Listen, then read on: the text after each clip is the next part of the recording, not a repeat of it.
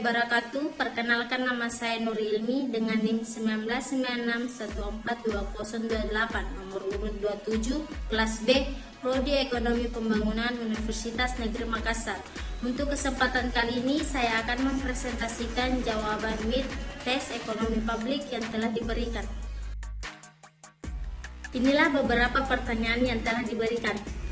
Yang pertama, kemukakan beberapa landasan ekonomi publik. Yang kedua, jelaskan beberapa faktor kegagalan pemerintah.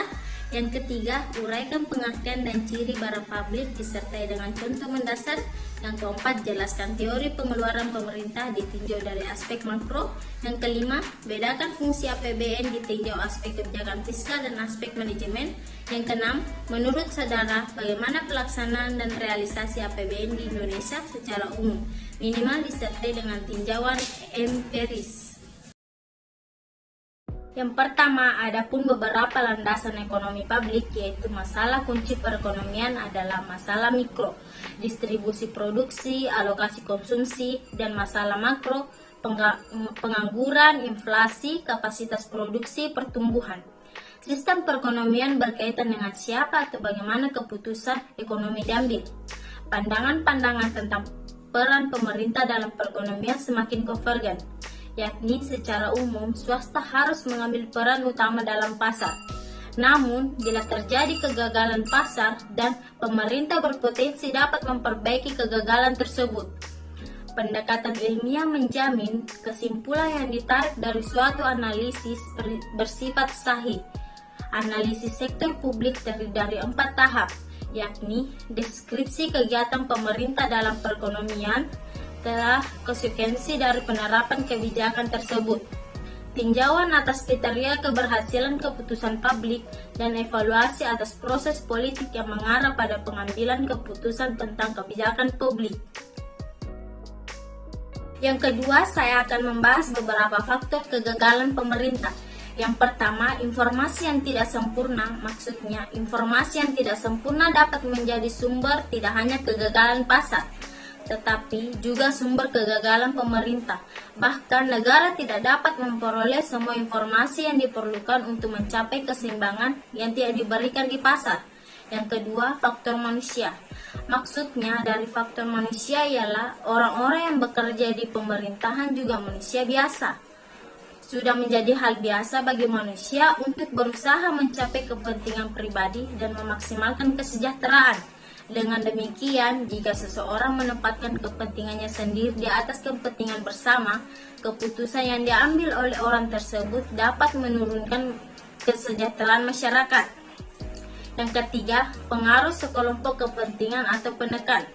Maksud dari hal tersebut yaitu tak jarang juga dampak dari orang-orang atau sekelompok orang yang mampu memanfaatkan para politik bersama di suatu pemerintahan untuk mencapai tujuan.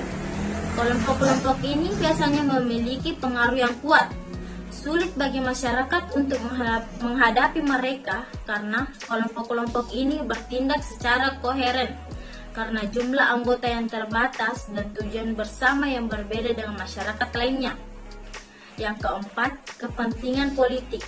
Maksudnya, ketika politik dan pegawai negeri berusaha mengejar kepentingan pribadi, itu dapat menyebabkan alokasi sumber daya yang salah. Tekanan pemilu mendatang atau pengaruh kelompok kepentingan dapat mendukung lingkungan di mana pengeluaran yang tidak tepat dan keputusan pajak dapat dibuat.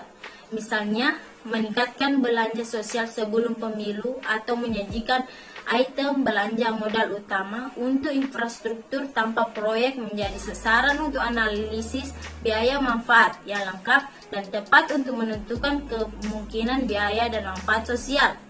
Yang kelima, kebijakan miopia. Maksud dari kebijakan miopia yaitu penyebab lain dari kegagalan pemerintah seperti yang diklaim oleh banyak intervensis pemerintah adalah bahwa kritik cenderung mencari perbaikan jangka panjang dengan hasil yang instan dan terlihat yang tidak harus bertahan lama untuk masalah ekonomi yang sulit daripada membuat analisis menyeluruh untuk jangka panjang. Yang keenam, intervensi dan penghindaran pemerintah.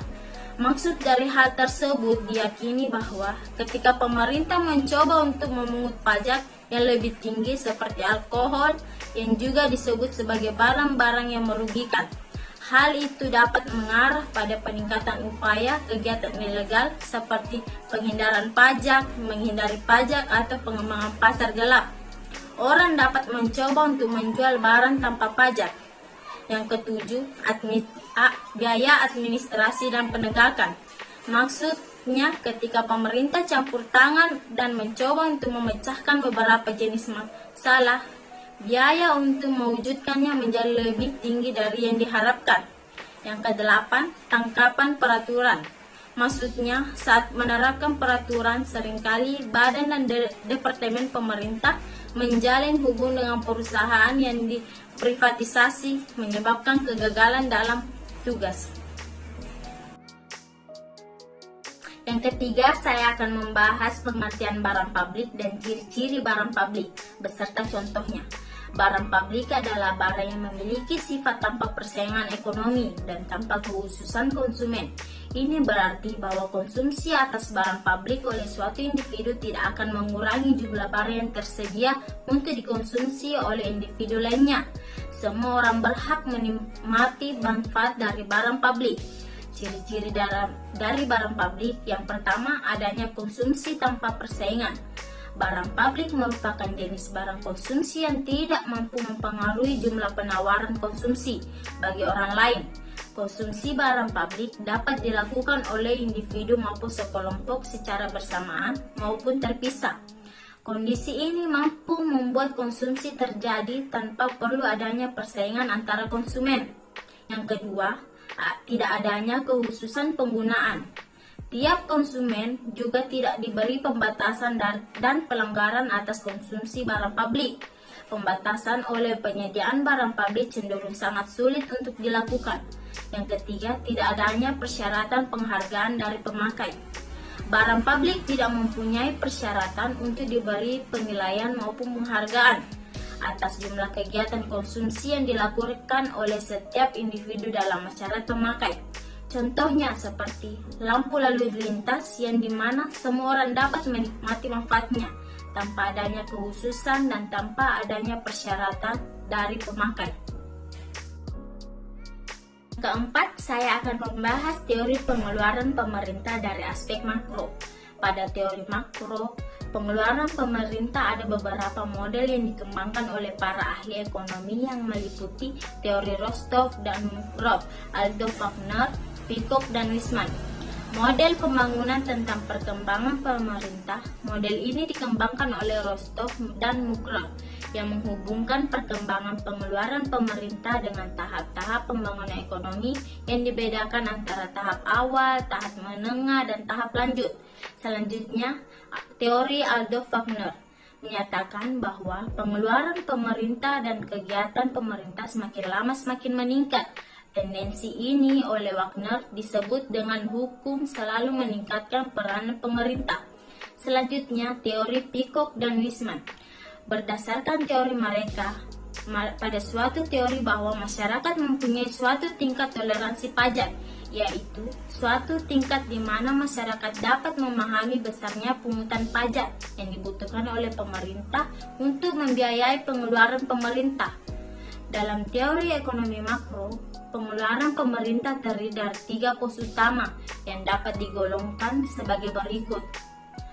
Yang pertama, pengeluaran pemerintah untuk pembelian barang dan jasa. Yang kedua, pengeluaran pemerintah untuk gaji pegawai. Perubahan gaji pegawai mempunyai pengaruh terhadap proses makroekonomi, di mana perubahan gaji pegawai akan mempengaruhi tingkat permintaan secara tidak langsung.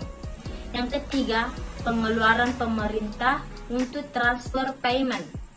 Transfer payment bukan pembelian barang atau jasa oleh pemerintah di pasar barang, melainkan mencatat pembayaran atau pemberian langsung kepada warganya yang meliputi misalnya pembayaran subsidi atau bantuan langsung kepada berbagai golongan masyarakat, pembayaran pensiun, pembayaran bunga untuk pinjaman pemerintah kepada masyarakat. Yang kelima, saya akan membahas fungsi APBN dari aspek kebijakan fiskal dan dari aspek manajemen. Fungsi APBN dari aspek kebijakan fiskal pemerintah yaitu digunakan untuk menstabilkan ekonomi dan mendorong pertumbuhan ekonomi. Melalui anggaran publik ini dapat diketahui arah kebijakan fiskal pemerintah sehingga dapat dilakukan prediksi dan estimasi ekonomi. Anggaran dapat digunakan untuk mendorong, memfasilitasi, dan mengkoordinasi kegiatan ekonomi masyarakat sehingga dapat mempercepat pertumbuhan ekonomi. Peranan tersebut sejalan dengan salah satu fungsi APBN sebagai alat menjaga stabilitas dan akselerasi kinerja ekonomi. Sedangkan dari aspek manajemen, fungsi APBN yaitu anggaran negara menjadi pedoman bagi manajemen dalam merencanakan kegiatan pada tahun yang bersangkutan. Peranan tersebut sejalan dengan salah satu fungsi APBN yaitu sebagai alat perencanaan. Keenam, saya akan membahas terkait pelaksanaan dan realisasi APBN di Indonesia secara umum. Menurut saya, pelaksanaan APBN di Indonesia dilaksanakan secara responsif dan fleksibel, seperti pada tahun 2021, yang dimana APBN sebagai instrumen utama dalam mendukung penanganan pandemik dan pemulihan ekonomi nasional. Secara umum, pelaksanaan APBN pada semester 1 2021 sejalan dengan membaiknya aktivitas ekonomi dan dukungan kebijakan fiskal yang ditempuh pemerintah dalam menghadapi dampak pandemik dan akselerasi pemulihan ekonomi. APBN menjadi luar biasa penting mendorong ekonomi dan ini salah satunya ditunjukkan dengan belanja pemerintah menjadi motor penggerak di semester 1 ini. Strategi fiskal yang bersifat ekspansif dalam menjalankan kebijakan countercyclical untuk meningkatkan aktivitas ekonomi terlihat dari peningkatan realisasi pelaksanaan APBN sampai dengan semester 1 2021. Realisasi pendapatan negara mencapai 886,9 triliun atau tumbuh 9,14%, mencapai 50,9% dari target APBN tahun 2021. Sementara realisasi belanja negara mencapai 1.170,1 triliun atau meningkat 9,38% dibandingkan periode yang sama tahun lalu. Dengan perkembangan pendapatan dan belanja negara tersebut, realisasi defisit anggaran semester 1 2021 mencapai 283,2 triliun atau sebesar 1,72% terhadap PDB. Sementara itu, pembiayaan anggaran dilakukan sejalan dengan kebijakan countercyclical yang dilakukan pemerintah di semester 1. Pemerintah melalui APBN 2021 telah bekerja keras dengan meningkatkan realisasi belanja negara dan telah responsif memberikan perlindungan kepada masyarakat dalam bentuk dukungan penanganan kesehatan, perlindungan sosial, dan dukungan bagi UKM dan dunia usaha. Penanganan COVID-19 terutama akselerasi vaksinasi dan perbatasan mobilitas akan menentukan laju pemulihan ekonomi yang membutuhkan mobilisasi dana dan SDM yang sangat besar. Dukungan pemerintah daerah melalui Air-Market, dana alokasi umum atau DAU, atau dana bagi hasil atau DBH, dana insentif daerah atau DID, dan dana desa sangat penting dalam penanganan COVID-19 dan percepatan pemulihan ekonomi. Itulah tadi jawaban dari pertanyaan yang telah diberikan. Bila ada yang kurang jelas mohon dimaafkan. Sekian dan terima kasih dari saya. Wabillahi taufiq wal hidayah. Wassalamualaikum warahmatullahi wabarakatuh.